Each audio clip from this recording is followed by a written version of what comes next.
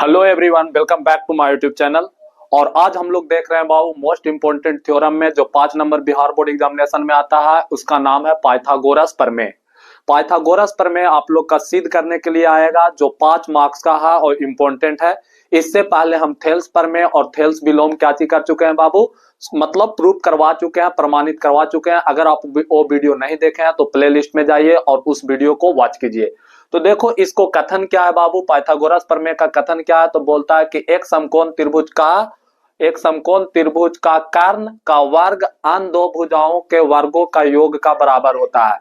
मतलब सबसे पहले हमको एक क्या छापना होगा छोटे, तो सबसे पहले हमको एक समकोण त्रिभुज छापना होगा। और इस तरह से हम एक समकोण त्रिभुज छापे हैं बाबू, और इसको नाम दे देते हैं शीर्ष ए, शीर्ष बी और क्या चीज छोटे, शीर्ष सी। तो ये एक प्रकार का समकोण त्रिभुज है, यहाँ पे हम लोग बना देंगे 90 डिग्री। अब इसका कर्ण का वर्ग अन्य दो भुजाओं का वर्गों का योग का क्या चीज होता है, मतलब बराबर होता है। ये चीज हम लोग का प्रूव करना है। तो जो सबसे पहले दिया हुआ है उसको हम लोग लिखेंगे बाबू। तो हम लोग यहाँ पर लिखेंगे क्या चीज, दिया है। क्या चीज लिखेंगे छोटे, दिया है। अच्छा एक बात और आप लोग सुनिएगा कि अगर पाइथागोरस प्रमेय बोलेगा तो आपको कथन लिखना है, उसका बाद ये सारा चीज प्रूव करना है। लेकिन आपको पाइथागोरस प्रमेय नहीं बोल के सिर्फ कथन लिख देगा तो आपको कथन याद रखना होगा कि किस चीज का कथन है, कौन सा प्रमेय, कौन सा प्रतिलोम का कथन है। तो इस बात पे ध्यान देना। तो हम लोग लिख सकते हैं कि दिया है ए बी सी एक समकोण त्रिभुज है। कौन त्रिभुज है बाबू, समकोण त्रिभुज है, समकोण त्रिभुज है। ठीक समझे। और इसमें हम लोग ऐसे भी लिख सकते हैं जिसमें एंगल बी बराबर कितना डिग्री दिया है, 90 डिग्री है। ठीक, इसमें आप लोग ये वाला पार्ट भी क्या चीज लिख सकते हो कि जिसमें एंगल बी कितना है, 90 डिग्री है। अब हम लोग का सिद्ध क्या करना है छोटे, तो सिद्ध क्या करना है से सुनना है, यहाँ पर ध्यान से सुनिएगा आप लोग, वो सुनिए। तो देखो एक समकोण त्रिभुज का कर्ण का वर्ग, मतलब समकोण त्रिभुज का कर्ण का वर्ग जो कर्ण का स्क्वायर होगा, आन दो भुजाओं के वर्गों का योग का बराबर होगा।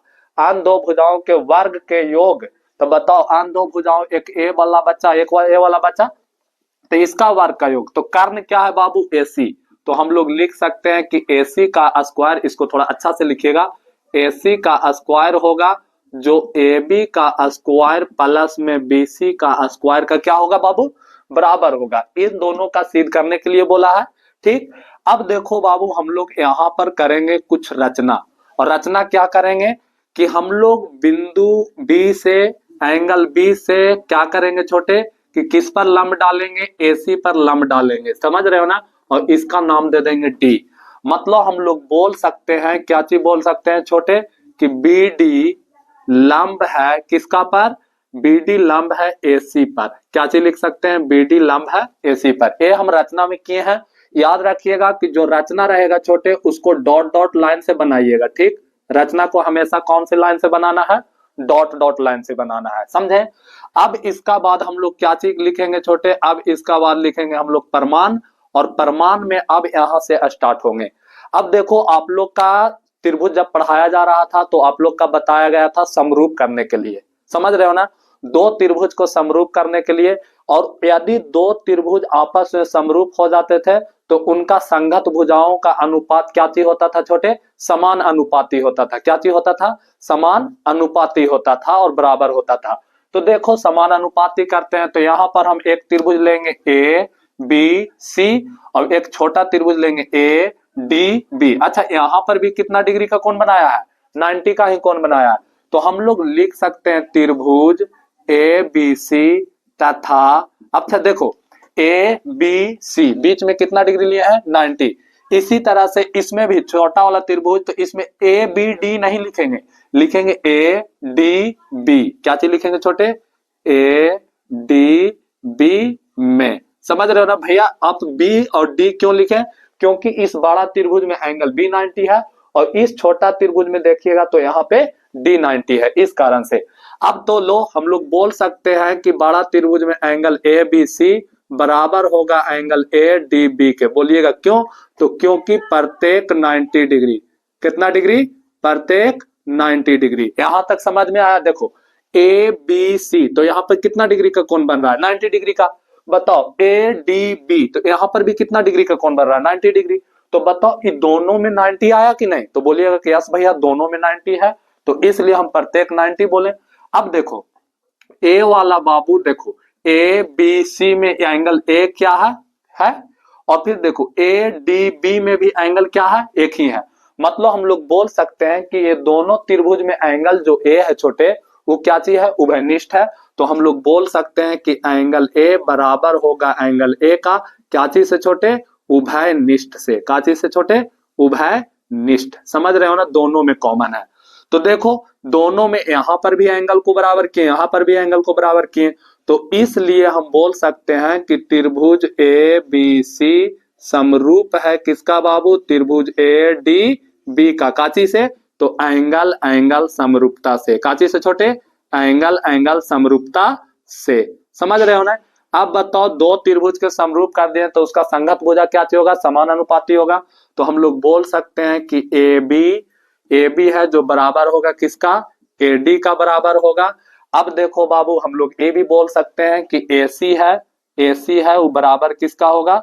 तो ए बी का बराबर होगा। देखो ए बी है जो किसका समानुपाती होगा? ए डी का समानुपाती होगा। और ए सी है, ए और सी है जो किसका समानुपाती होगा? ए बी का समानुपाती होगा। आप लोग का बताया गया था एक्सरसाइज में कि किस तरह से किसी भी समान अनुपाती भुजा को लिखते हैं। तो देखो ए बी लिए, देखो यहां से ए बी लिए तो यहाँ ए डी लिए, तो A B upon A D. फिर हम लोग बी सी लिए तो यहाँ से क्या लिए बाबू? ए डी बी लिए, तो यहाँ से फिर देखो बी सी ने लिए, देखो यहाँ से कहां पे है? हाँ ए सी लिए, ए सी तो यहाँ से ए बी लिए। अब यहां से क्रिस क्रॉस गुना कीजिएगा तो क्या हम लोग लिख सकते हैं? ए बी का स्क्वायर, देखो क्रिस क्रॉस मतलब पक्षांतर गुना, ठीक, यहां से यहां से यहां, तो ए बी का स्क्वायर बराबर में ए सी इंटू ए डी। इसको समीकरण नंबर कितना मानेंगे? बोल रहे थे कि ए बी स्क्वायर बराबर लिख सकते हैं ए सी इंटू ए डी, और ए समीकरण नंबर कितना हो गया छोटे? ए समीकरण नंबर हो गया फर्स्ट। अब हम लोग क्या करेंगे बाबू? एक बार पुनः फिर कौन सी त्रिभुज को समरूप करेंगे?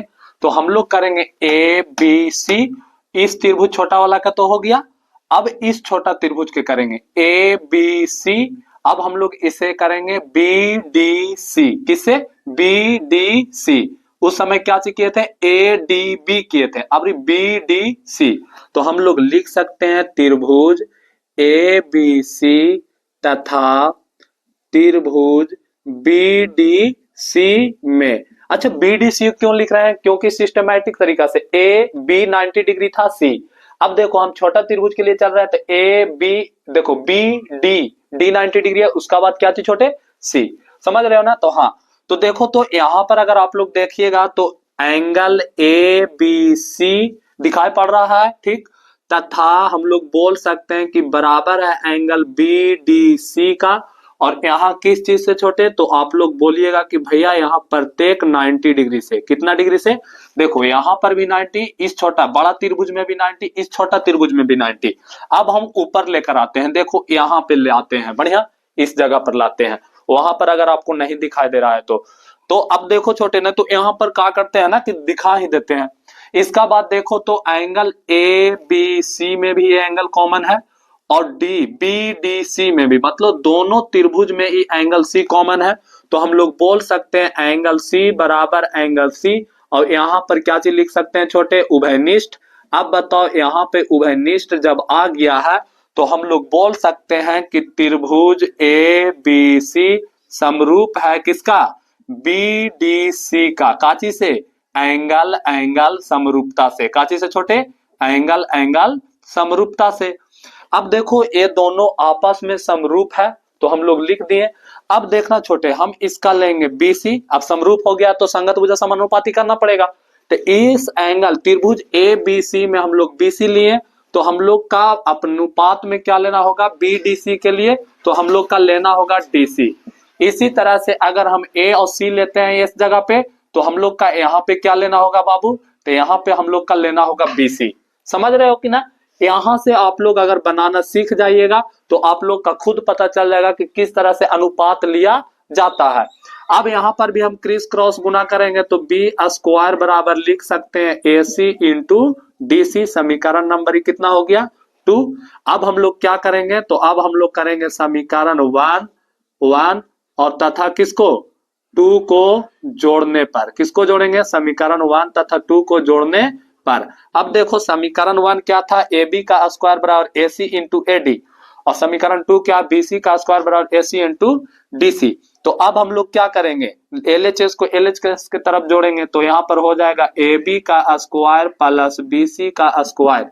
इधर जोड़ेंगे तो यहाँ है ए सी इंटू ए डी। देखो समीकरण 1 ए सी इंटू ए डी प्लस है तो प्लस, अब देखो समीकरण 2 क्या है, ए सी इंटू डी सी। बोलिएगा यस। तो देखो ए बी का स्क्वायर प्लस का क्या चीज का स्क्वायर हो गया छोटे, बी सी का स्क्वायर। बताओ ये दोनों जगह से क्या कॉमन हो रहा है, बोलिएगा आप लोग, ए सी कॉमन हो रहा है। चलो ए सी कॉमन लिए, बचा कौन, तो यहाँ पर बचा ए डी और यहाँ क्या बचा, यहाँ बचा का चीज छोटे प्लस में डी सी। चलो ठीक। अब देखो तो ए बी स्क्वायर प्लस का बी सी स्क्वायर, ए सी है तो ए सी ब्रैकेट मतलब इनटू। अब देखो तो A D plus D C, A D plus D C. देखो इतना प्लस इतना बराबर हम लोग लिख सकते हैं इतना। हाँ मतलब A D plus D C बराबर हम लोग क्या लिख सकते हैं, ए सी लिख सकते हैं। बताओ लिख सकते हैं कि नहीं, तो हाँ। तो देखो तो ए बी का स्क्वायर प्लस बी सी का स्क्वायर और ए सी को ए सी से गुना करेंगे तो क्या आएगा छोटे, ए सी का स्क्वायर। इसको स्टैंडर्ड फॉर्म में लिखते हैं तो ए सी का स्क्वायर बराबर ए बी का स्क्वायर प्लस में बी सी का स्क्वायर। क्या हम लोग का यही वाला बात प्रूव करने बोल रहा था ना। देखो तो यहाँ पर यही बात ने बोला था कि ए सी का स्क्वायर बराबर ए बी का स्क्वायर प्लस बी सी का स्क्वायर, क्या चीज करके लाइए, प्रूव करके लाइए। तो इस तरह से हम लोग क्या चीज कर सकते हैं छोटे, इस क्वेश्चन को, इस पाइथागोरस प्रमेय को प्रूव कर सकते हैं। तो आप लोग अगर स्क्रीनशॉट लेना चाहते हैं तो स्क्रीनशॉट लीजिए।